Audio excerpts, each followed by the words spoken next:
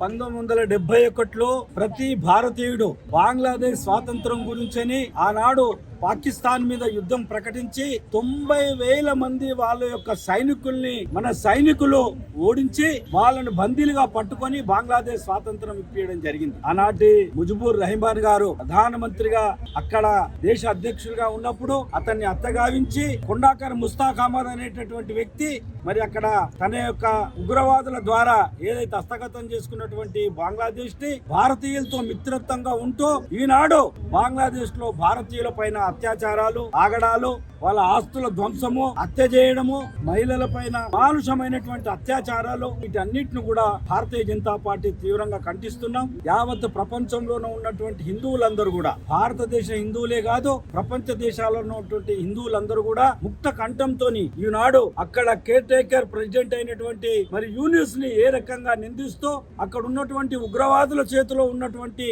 బంగ్లాదేశ్ భారతీయుల పైన చేస్తున్నటువంటి, ముఖ్యంగా హిందువుల మీద చేస్తున్నటువంటి దాన్ని మేము తీవ్రంగా ఖండిస్తున్నాం. వెంటనే వాళ్ళందరి పైన యూనిస్ చర్య తీసుకోవాలని, వాళ్ళందరినీ అరెస్ట్ చేయాలని చెప్పని, న్యాయస్థానంలో నిల్చోబెట్టి హిందువులకు అందరికి న్యాయం జరగాలని చెప్పని, జరిగేటట్టు చూడాలని బంగ్లాదేశ్ ప్రభుత్వాన్ని భారతీయ జనతా పార్టీ రాష్ట్ర పార్టీ తరఫు నుంచి కూడా కోరుతున్నాం. ఇదే రకంగా సంఘ గాని, RSS గాని, బజరంగ్ దళ్ గాని, హిందూ పరిషత్ గాని, వనవాసి కళ్యాణ క్షేత్ర గాని, ఈ సంఘాలన్నీ కూడా ఈనాడు ముక్త కంఠంతో హిందువులకు మద్దతుగా బంగ్లాదేశ్ లో జరుగుతున్నటువంటి హిందువుల పైన అత్యాచారాలను కూడా తీవ్రంగా ఖండిస్తుంది.